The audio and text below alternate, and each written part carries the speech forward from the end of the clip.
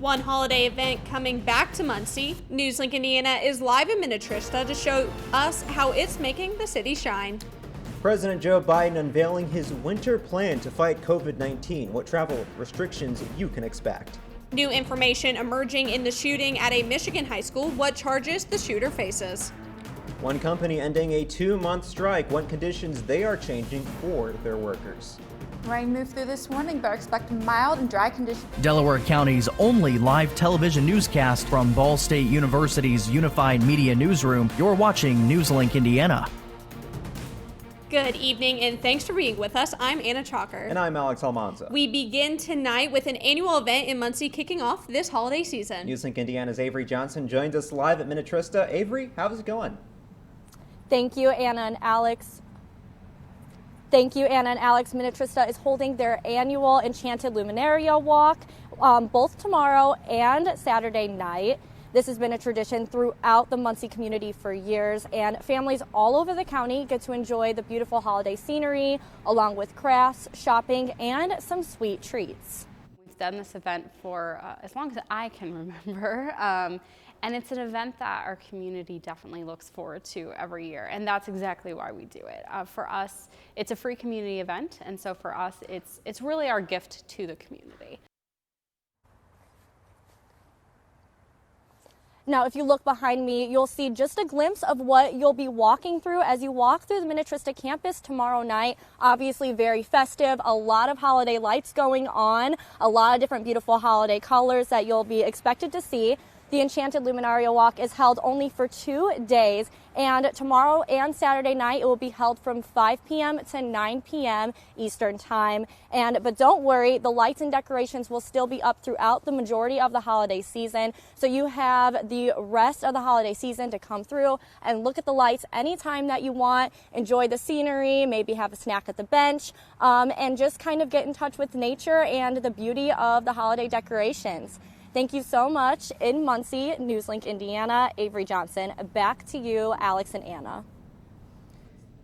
Avery, thank you, and that definitely got me in the holiday spirit right there. Right. Well, with such a warm day like today, yes, those who were out enjoying the festivities might want to cool down, as a ribbon cutting today for Iceberg Ice Cream here in Delaware County. NewsLink Indiana's Angelica Gonzalez is with the story of how this family business started.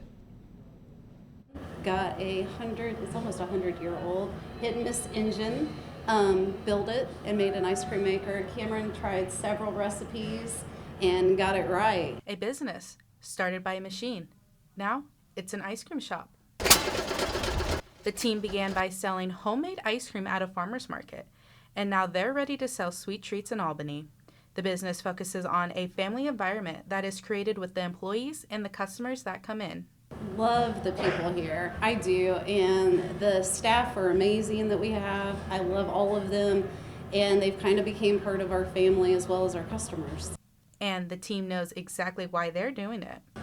The little kids are really fun to watch eat ice cream. It's pretty cool. They always have a big smile on their face. In Muncie, Angelica Gonzalez, NewsLink Indiana.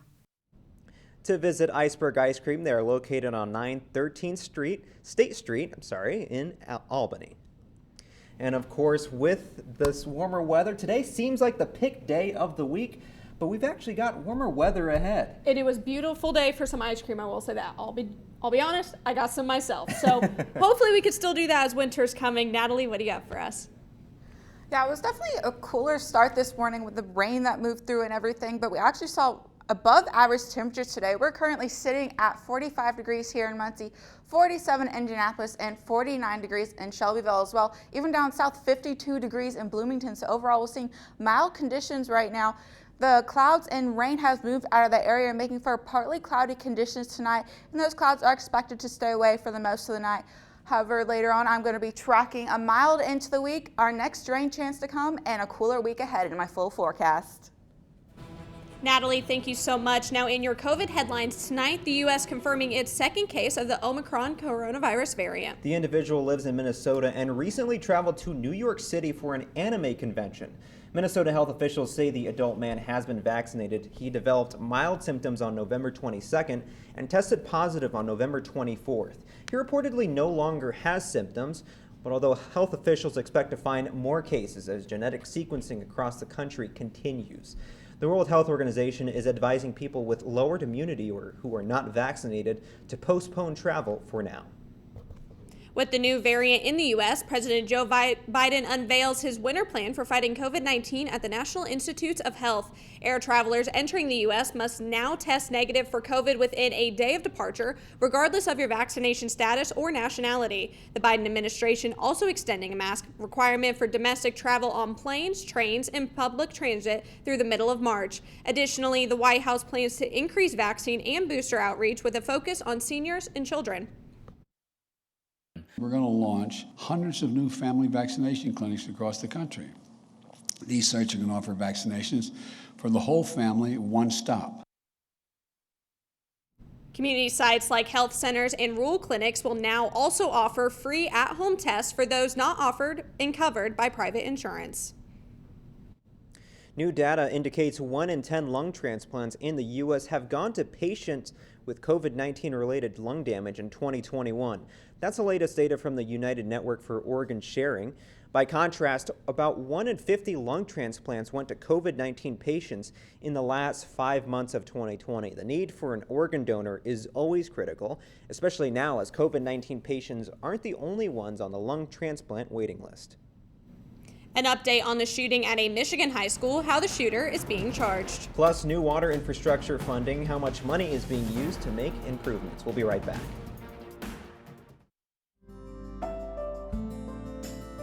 Riding the bus is an easy thing to do. Last year, we carried 60,000 riders from the Ball State area. 50,000 of those were students.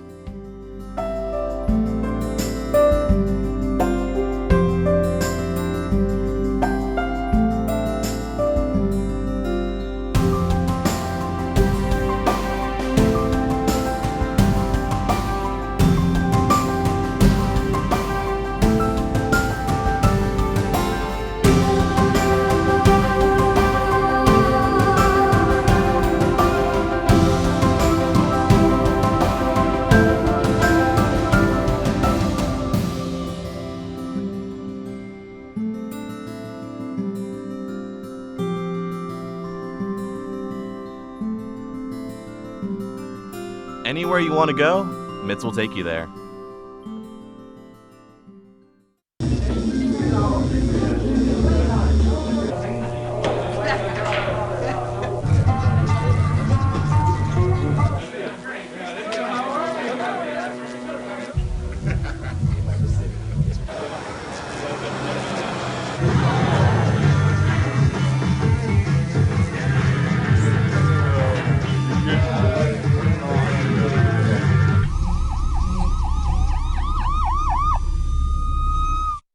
So, I just moved in with this family, and it's embarrassing. The little one, he likes to go outside and crawl around in the giant litter box. I don't know what he's doing. I mean, I was born and I knew how to use the litter box. Look at that! That's disgusting! Oh, poop already! You're making me nervous. Oh, okay, I can't look at this anymore. I really hope he grows out of this, for his sake. Welcome back. New details are emerging about the 15-year-old gunman who stormed Oxford High School Tuesday. The sophomore is now charged as an adult. He faces 24 charges, including terrorism, causing death, and 4 counts of first-degree murder. The next hearing in the case is set for December 13th. Meanwhile, prosecutors are considering charging Crumbley's parents. Authorities say their gun was used in the shooting and it had not been properly secured at home. The federal government faced the threat of shutting down tomorrow night at midnight, despite an agreement to extend funding into February. That's because a group of Republican senators are standing by their threats to delay the process over President Biden's vaccine mandate. Senate rules governing procedures say all 100 senators would have to agree in order to quickly pass the plan before Friday, and today they did just that. The senators voted to fund the government into February, avoiding this weekend's shutdown. The Environmental Protection Agency unveiled billions of dollars in new federal water infrastructure funding today. The money is from the recent bipartisan infrastructure law. The law provided more than $50 billion to the EPA for improvements in water infrastructure. The agency says it's the single largest investment in water that the federal government has ever made. More than $7 billion will be allocated to states, tribes, and territories for 2022. EPA Administrator Michael Reagan stressed the importance of using funding to improve service in disadvantaged communities. The pandemic has pushed many healthcare workers to the limit, and that also includes pharmacists, so much so that pharmacies are having a hard time hiring enough of them to meet demand. Some pharmacies are at a breaking point, unable to provide the medicines and services communities rely on. In both Kansas and Missouri, the shortage and overload of work has caused some pharmacies to not fill prescriptions or give out vaccine shots. State pharmacists say the problems won't be fixed until the pandemic calms down, but in the meantime, they're advocating for people to call before you go there and support your local pharmacies in your own community. Union workers could be back on the job at Kellogg's cereal plants next week. Around 1,400 Kellogg workers have been on strike for about 2 months. Union leaders have reached an agreement with the company for a new 5-year labor contract. It would bring back workers with at least 4 years of service who are in the lower section of a 2-tiered wage system to the upper tier, immediately meaning more money and better benefits. It would also make it easier for workers to move up during the next 5 years and give more senior workers 3% raises immediately, in addition to annual cost of living increases. Union members are set to vote to ratify the agreement December 5th. And astronomers are tracking a giant comet that says it is changing the way they view cosmic snowballs. A study from the University of Maryland on the comet was published this week. Astronomers say this comet is the largest they have ever discovered, about 1,000 times bigger than a typical one. And according to this study, it is active despite being at a near record distance from the sun. Comets need the sun to heat their surface, but they say BB is already spewing dust and vapors even though it is far in the outer solar system. They believe this new information could help them figure out what the comet is made of. Now, hopefully, we're not going to have to be making some snowballs anytime soon. Natalie? Yeah, it's not quite cold enough for making those snowballs yet, but I'll be tracking the start of meteorological winter in just a moment.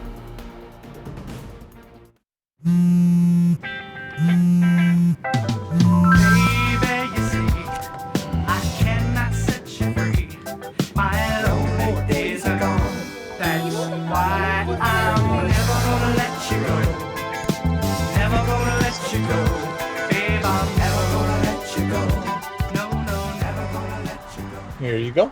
Thank you. Thank you.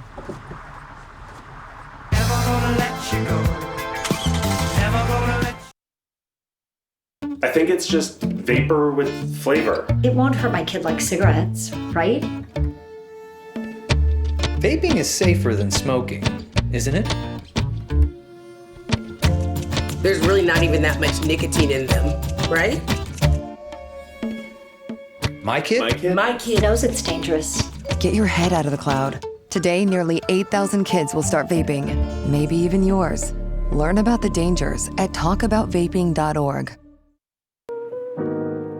Emotes say a lot, but they can't say it all. Think your guildmate is struggling? Try these dialogue options.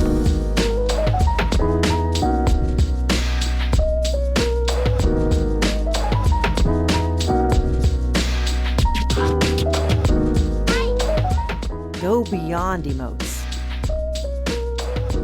Check in with your guildmates at seizetheawkward.org.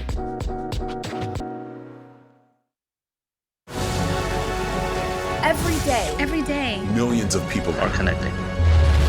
And even though we're overcoming obstacles, watching each other's backs, and banding together, we should still make an effort. To get to know each other on a deeper level. Father, cosplayer, mentor, actor. It's time we take a step forward. It's time we take a step forward. Come together and discover how accepting our differences can make us stronger.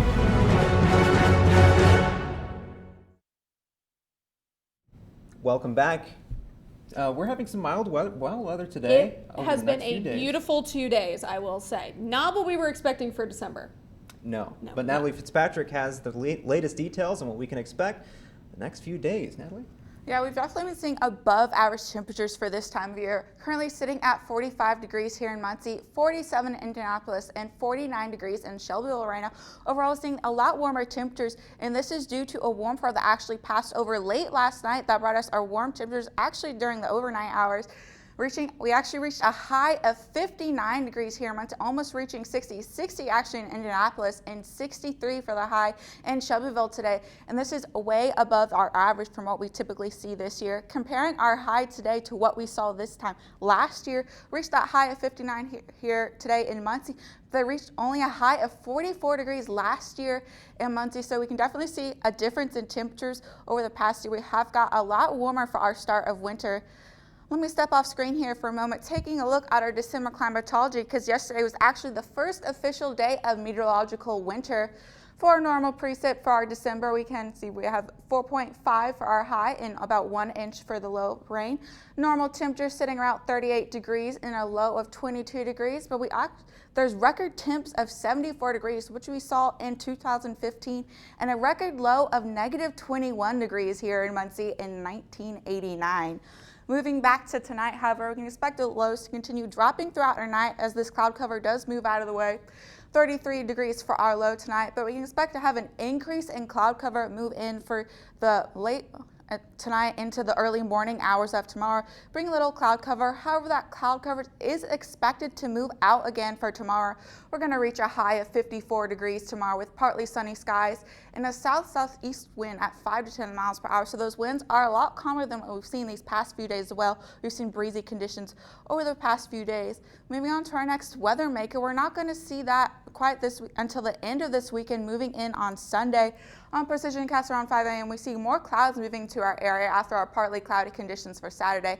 And this chance of rain is quite widespread as we move throughout the day on Saturday. Later in the Sunday hours, we see all this rain has moved over most of the Ohio River Valley, making for rainy conditions for the end of our week.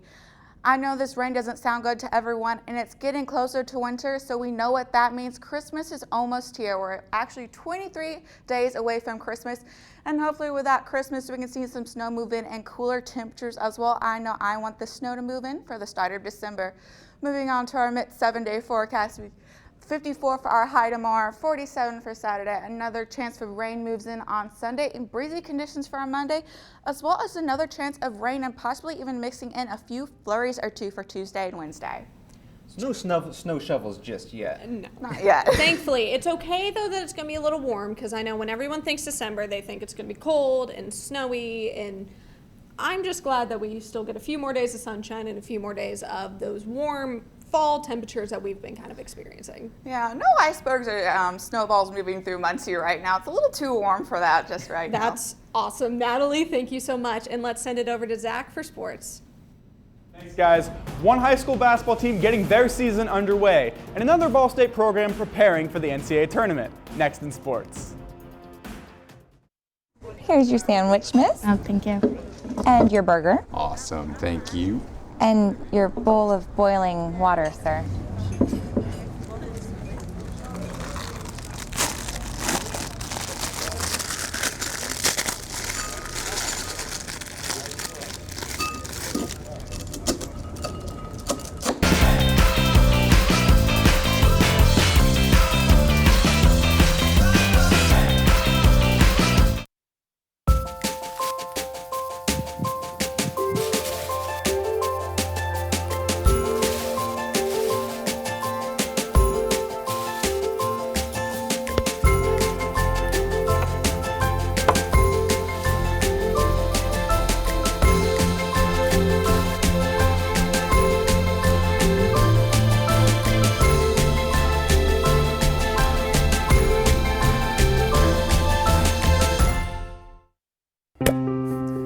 After retiring from the NFL, I've been able to spend a lot more time coaching my daughter's basketball teams. It's something I love to do. Through our games and our tournaments, we see all types of coaching, good and bad. And it begs the question, do we really know who's coaching our kids? Do they have the proper training and screening it would take for me to be comfortable with my daughters playing for that coach? Our Youth Basketball Association made the decision to use trusted coaches to screen and train all of our coaches. I'm a trusted coach. Are you? So if one cat has 4 kittens who reproduce every 6 months, How many cats will there be in 5 years? Who's got it? Is this... What is that? Seriously. Who threw that? Cats are terrible at math, but they sure do multiply. Please spay, neuter, and adopt. The solution is 10. Welcome back to NewsLink Indiana. I'm Zach Greer with sports. Youth isn't holding back this area basketball team. NewsLink Indiana's Philip Chorzay hit the hardwood to meet a team wise beyond its years. Wapahani basketball is used to success, and last season was no exception. The team was led by its 4 seniors to regionals, where they fell to the buzzsaw that was the Luke Brown-led Blackford Bears. And while they were led on the sidelines by their seniors, it was actually 2 underclassmen who led the team on the court, Aiden Franks and Isaac Andrews. You know, we're trying to run a lot of things through those guys because they know the game and they're good players. But we've also got to have other guys that, you know, carry the load.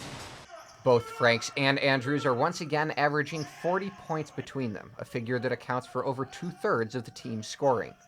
That was not enough to top 4A foe Muncie Central last week, a loss that Andrews says the team is learning from. Yeah, we're really looking forward to it, trying to repeat what we did last year. But we've had some rocky going through the way, but it's going to happen. We're just trying to get better every day. And with Andrews and Franks as the team's only returning starters, the 2 young players have had to step into leadership roles. Yeah, the seniors last year were great, helping the younger guys with handling adversity and all that. So this year, I mean, I'm a quiet guy, so it's, like I said, it's been hard, but we just got to get through it. Franks has stepped into a more veteran role for the team, taking on the opponent's top option each night on a squad that starts no seniors on the floor. Luce maintains confidence that the team will be able to reach their past heights. But we really just want to, you know, make great memories and have a chance to win championships at the end. In Selma, Philip Chorzay, NewsLink Indiana. Keeping things on the court on Friday, Ball State women's volleyball taking on the University of Michigan Wolverines in the first round of the NCAA Division I women's volleyball tournament. The Cardinals flying high coming into the matchup, 29-3 on the year, posting the 2nd most wins in the country and fresh off a Mid-American Conference championship win. Looking to end Ball State's run are the 18-11 Wolverines, but don't let their record fool you. Michigan playing in the Big Ten, one of the best conferences in women's volleyball, and posting an 11-9 record in conference play. Even with this year's success, Ball State will have to battle a long history of tournament disappointment, as the program currently holds an overall record of 2-9 in the tournament, with the last win coming all the way back in 1995. Now let's take a dive into the pool. Ball State is sending 3 Cardinals to Greensboro, North Carolina for the 2021 Toyota US Open. Senior Alex Bader and sophomore Lauren Wright will be representing the women's squad when they compete in the 100-meter breaststroke on Friday. Sophomore Joey Garbrick will be showing out on the men's side when he competes in the 100 and 200-meter breaststroke as well. This meet will last for 4 days starting on Wednesday, and each of the athletes will be swimming for an Olympic qualifying time. And guys, I had a little bit of swimming in my background a couple years when I was younger. Did you guys swim at all? I competitively swam for like 6 or 7 years. Now, I'll be honest, I was not good at all. But they are definitely going to do amazing when they're there. Did you swim? No, I don't remember. I don't know if you guys remember those kiddie pools like years ago we had. That was my experience with swimming. So I don't know if that kind of counts. You think you'd try to get back into swimming a little bit? I generally have a very big fear of water. Oh. Drowning is one of my biggest. Obviously, I've had it for years, but you know, going back into swimming. No. For them, no I don't me. think it's an issue. No, I don't think so at all. I don't think we're going to go and back and compete. No, I think it's would fine. not say They can do it. Yes. Right. Zach, thank you so much. And we'll have a final check at weather and what's trending after the break.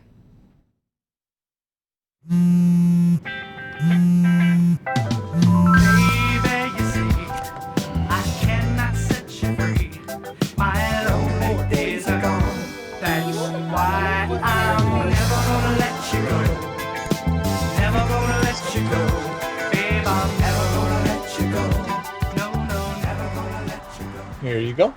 Thank you. Thank you.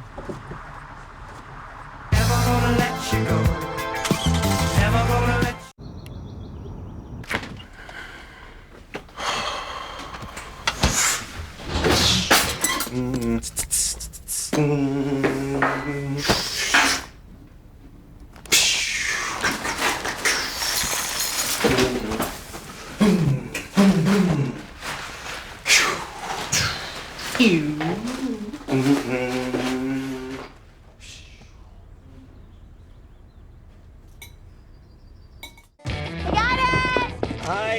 Can you help me? I got it.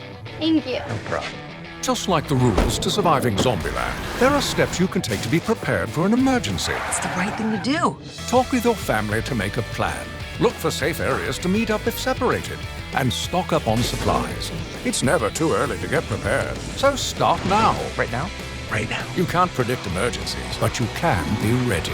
You're welcome, America. Visit ready.gov today to learn more. Jordan knows he shouldn't eat this entire bowl of nachos, but tonight he's earned that right. Because a few hours ago, in the middle of happy hour, he recognized a sign. Not from the gods or a bolt of lightning, but from a double heart, a kissy face, and a fourth ha in ha ha ha. That's when Jordan knew he was buzzed. So when it was time to go, he got a ride home instead of driving.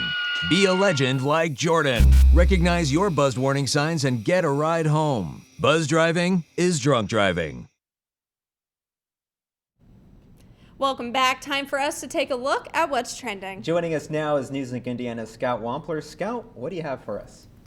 Well, fans of cilantro can now smell like it, courtesy of Chipotle. Today, the fast casual restaurant chain announced it is now selling cilantro soap online. Chipotle says the soap is 100% real and is a great gift for both lovers and haters of the herb. Cilantro is one of Chipotle's most debated ingredients on social media, especially since a small percentage of the population actually tastes a soapy flavor when they eat it. A bar of cilantro soap costs $8, and Chipotle says it will remain available while supplies last, along with other restaurant-branded items on chipotlegoods.com.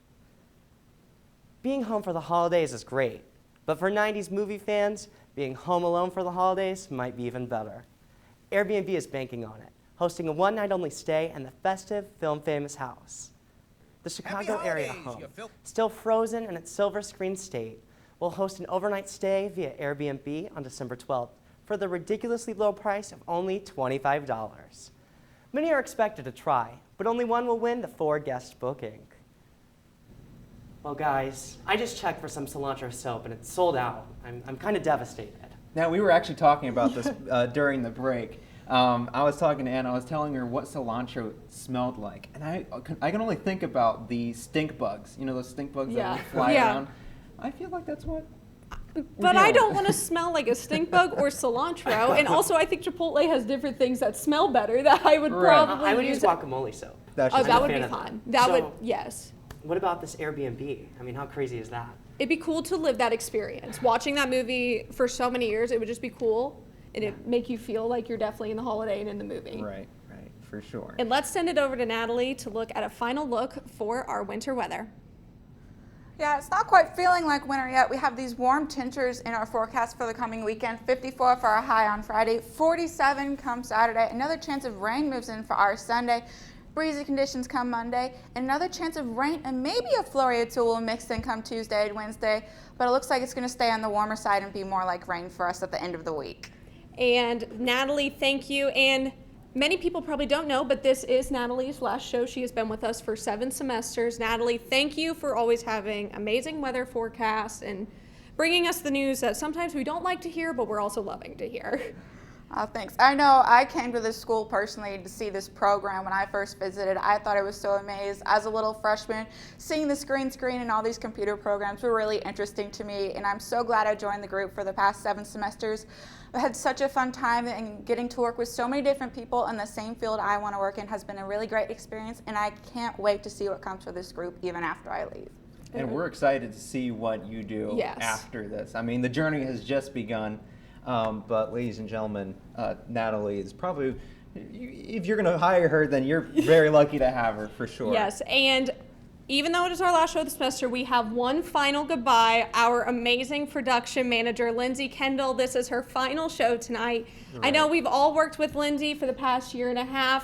It has been absolutely amazing. She's become an amazing friend for all of us. I know we both started out in production, and she was definitely that person that we could call on, most definitely. Right, and you know, she's been the backbone of our entire newsroom. Our production manager, Lindsay Kendall, she's the one that makes the show happen, and she's gonna hate me. She's gonna hate all of us for this, but there she is, Lindsay Kendall. And while our newscast may look effortless, for the past 4 years, Lindsay has frankly kept the station from going ablaze. Let's just be honest here.